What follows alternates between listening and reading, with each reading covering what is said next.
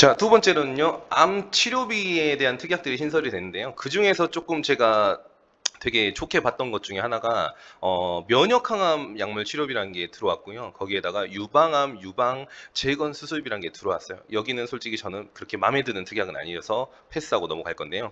일단은 면역항암 약물 치료비 이전에 우리가 좀 살펴봐야 될 것이 있거든요.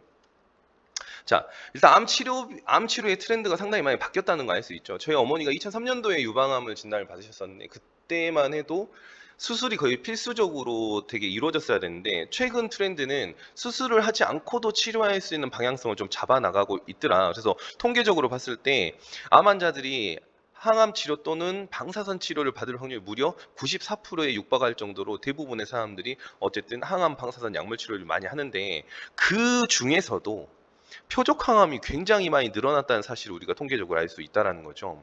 기존에는 굉장히 표적 항암을 할 수 있는 사람이 많이 없었는데 최근에는 굉장히 많이 늘어났죠. 두 명 중에 한 명이 표적 항암을 할 수 있도록 된 거죠. 이거는 아마 DNA 검사, 유전자 검사에 대한 고도화가 조금 영향이 크지 않았을까 싶어요. 예전에는 뭐 유방암 환자면 유방에 쓰는 표적항암을 썼다고 하면은 최근에는 유전자 검사가 굉장히 고도화가 되면서 유방암 환자지만 뭐 대장암에 들어가는 표적항암제를 쓴다거나 서로 크로스해서 쓰다 보니까 확률이 굉장히 높아졌다는 사실을 우리가 체크를 하시는 게 참 좋을 것 같다라는 거고요. 즉 표적항암을 굉장히 많이 준비를 해야 된다라는 거죠.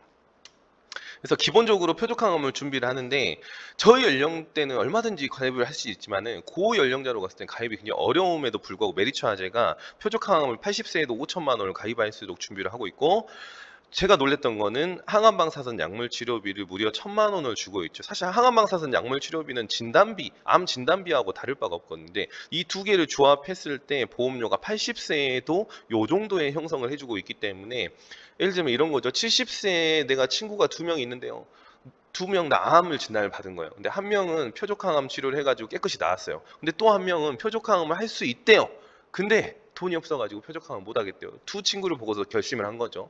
아, 내가 표적항암이나 암에 대해서 준비를 좀 해야 되겠다. 주변에서 암이 진짜 많이 걸리는구나 해서 보험을 설계해보니까 어때요? 고연령대에서 암 진단비 언감생심. 예, 설계를 못 해보는 거죠. 근데 표적항암이라든지 항암방사선 약물 치료비를 돌려보니까 어때요? 충분히 나도 사인을 할 수 있을 정도의 보험료가 나오게 된다는 거에서 이러한 부분들 한번 활용해 주시면 좋을 것 같고요. 그러고서 이제 표적 항암을 넘어서 우리가 3세대 치료인 이제 면역 항암에 대해서도 조금씩 인지를 해 나가고 있다라는 부분을 우리 다시 한번 봐줘야 돼요. 사실 표적 항암 굉장히 좋은 치료는 맞지만 표적 항암의 약점이 하나 있어요. 어떤 약점이 있냐면은 내성이 생길 가능성이 굉장히 높고 내성이 생기면은 다른 선택지를 활용해 줘야 되는데 그것 중에 하나가 바로 면역 항암제라는 거죠. 자, 면역항암제 가입 금액은 어느 정도냐? 다 거의 대부분의 상품에서 5천만 원을 가입을 할 수 있도록 하고 있죠. 굉장히 높은 금액을 가입을 시켜주고 있고요. 자, 면역항암은 어떤 치료입니까? 라고 물어보신다면 전체적으로는 이런 느낌이죠. 우리 T세포, 이 방어세포를 면역세포를 배양을 해가지고 다시 환자한테 주입을 해서 암하고 싸우도록 해주는 거고요. 좀 더 디테일하게 들어가 보면 이제 요런 이론이죠. 면역 관문 억제제라는 이론이 좀 재밌는데 우리가 감기에 걸리면요. 우리 면역 세포들이 엄청 열심히 싸울 거예요. 그러겠죠? 그래서 감기 바이러스가 굉장히 많이 싸우게 되고 그 결과로 콧물이 발생을 하게 돼요. 이 바이러스의 사체가 되는 거죠. 근데 암세포라는 애들은요. 여기에 보면 이빨대를 꽂아 놓는단 말이죠. T세포에다가. 그래서 T세포, 우리 방어 세포들이 어때요? 얘를 암으로 인지를 못하게 되는 거죠. 그래서 이 면역 광문 억제제라는 걸 사용해서 이 빨대를 지워주면 아 얘가 암세포구나 하고 공격하게 되는 이런 이론도 하나 있다라는 거죠. 그래서 면역 항암이란 결국은 T세포 즉 면역 세포들을 활용을 해가지고 암을 공격하고자 하는 게 이제 일차적인 목적이고요. 그래서 방법은 세 가지 정도가 있어요. 면역감모 억제제가 있고 항체약물 중합제가 있고 요즘에 되게 핫한 카티라는 방식이 있는 거죠. 그래서 이 세 가지 방법이 주로 임상에서 많이 사용되고 있는 면역항암 치료가 될 것 같아요. 그래서 사실은 원래 지난달까지만 해도 KB나 뭐 타사에서 판매를 했던 면역항암 치료 중에 유일한 게 바로 카티였었어요. 근데 이번에는 우리가 굉장히 혁명적으로 면역항암 치료비를 내버린 거죠. 그래서 카티는 사실은 면역항암 전체로 치면 굉장히 작은 정도의 수준밖에 안 되거든요. 예를 들면 이런 거죠. 국내에서 기사를 찾아보면 카티가 적용 가능한 사람이 약 200명 정도 수준밖에 안 돼요. 즉 카티 특약을 많이 가입을 했을 때 실제로 적용 가능한 사람이 얼마 없기 때문에 그중에서 보험을 가입한 사람 얼마나 될까 이런 거죠. 그래서 실제로 그렇게 실효성이 지금 당장은 크지 않은 특약이더라라는 거고요. 그래서 제가 알기 쉽게 하기 위해서 좀 그림을 못 그리지만 그림을 좀 그려봤는데 이거예요. 항암방사선 약물치료비의 동그라미 이렇게 그려본다고 하면 그 안에 표적항암이 있고요. 이건 보장범위예요. 그래서 면역항암이라는 큰 동그라미가 있고 그 안에 조그만하게 카티가 존재하고 있다라는 거예요. 그래서 카티가 보험료가 싸지만 실제로 이렇게 쓸모 있는 특약은 아니라고 볼 수 있는 가능성이 높다라는 거. 그리고 이제 면역항이 왜 중요하냐가 여기서 나오는 거예요.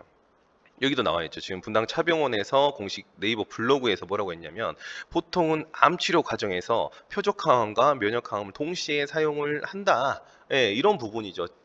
저는 그래서 이 표적 항암 같은 경우는 이제 내성이 진짜 무서운 거거든요. 내성이 생겼을 때 면역 항암으로 가는구나 또는 이 암종에 따라서는 면역 항암과 표적 항암을 믹스해서 사용을 하는구나라는 부분 때문에 우리는 이거를 두 개 다 준비해 주는 게 참 중요하겠다라고 표현하는 거고요. 여기 표로 보시면 알겠지만 킴리아주라는 게 바로 카티에 해당하는 거예요. 그래서 전체 면역 항암으로 봤을 때는 어때요? 굉장히 조그만 거밖에 안 된다는 거죠. 그래서 표적 항암과 면역 항암을 같이 보장을 해줄 수 있도록 중복 가입을 시켜주는 게 상당히 중요하겠다라는 부분이죠. 그래서 실제로 가입을 했을 때 보장 자체가 어때요? 굉장히 차이가 심하게 되는 거죠. 최대 1억 2천만 원까지 보상을 받을 수 있겠지만은 요 카티만 가입을 하신다면 한계가 따르겠죠. 여기에만 해당되고 나머지에 대해서는 굉장히 낮은 보상이 나갈 수가 있기 때문에 면역 항암 치료비라는 게 상당히 중요하다라는 부분 다시 한번 짚어드린다. 그러고서 같이 챙겨야 될 것 중에 하나가 바로 항암 방사선 약물 치료비다. 항암 방사선 약물 치료비 같은 경우는 우리가 가입 금액 한도를 3천만 원까지 열려 놓으면서 어때요? 암 진단비를 대체해서 활용할 수 있다라는 점이고요. 특히 암 진단비 보험료를 굉장히 많이 줄여줄 수 있다는 거죠. 암 진단비 3천만 원 가입할 때와 항암 방사선 약물 치료비 3천만 원 가입할 때 보험료 차이가 어때요? 거의 절반 수준인데 사실 암 환자 중에 몇 프로가 항암 방사선 약물 치료를 하냐?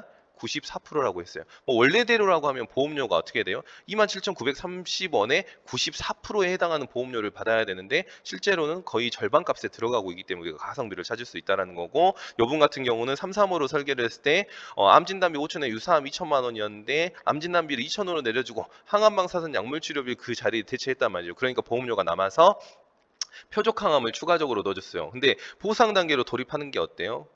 돌입해보니까 보상은 7천만 원을 더 받게 된 거죠. 그래서 이러한 부분이 되게 가성비가 나오는 이 설계 방식이고 고객님들 리모델링 해줄 때 굉장히 써먹을 수 있는 방법이라는 거죠. 그리고 또 하나는 우리 고객님들 업셀링 해주고 싶을 때 고객님 암이 준비가 잘 돼 있는 분도 있어요. 진단비가 많고 뭐 수술비가 많고 하신 분도 있을 수 있지만은 최근의 트렌드는 어쨌든 표적 항암하고 면역 항암을 같이 치료를 많이 하고 있더라. 그렇기 때문에 이러한 기존에 가지고 있지 않은 특약만을 조합을 해가지고 플랜으로 적용을 할 수가 있다. 이거는 간편이고요. 이거는 표준형으로 했을 때 이 정도 보험료가 나오고 있기 때문에 이번에 사실 면역 항암 특약이 나왔을 때 정말 저는 기분이 좋았어요. 왜냐하면 제가 저번 달에 카티를 좀 만들어 달라고 그렇게 회사에 요청을 많이 했었거든요. 그래서 카티가 안 나온다고 되게 실망을 했었는데 이번에 내준 거는 뭐였냐면 카티에 비해서 어마어마하게 좋은 특약이 나온 거예요. 지금 나와 있는 거의 대부분의 표적 면역 항암을 보상을 해줄 수 있는 거거든요. 그래서 저는 지금 카티를 지난달에 가입하셨던 분들이 굉장히 후회할 수 있는 그런 상황이다. 그래서 보험료까지 엄청 저렴하더라고요. 몇백 원 수준에 들어가죠. 면역 항암인데. 카티도 마찬가지고 저렴하지만은 어쨌든 비슷한 보험료 또는 몇백 원대의 보험료라고 하면요. 당연히 면역 항암을 선택을 해주셔야겠다. 그래서 메리츠와의 면역 항암 다시 한번 살펴보는 그런 한 달이 되셨으면 좋겠다 말씀드리면서 마치겠습니다.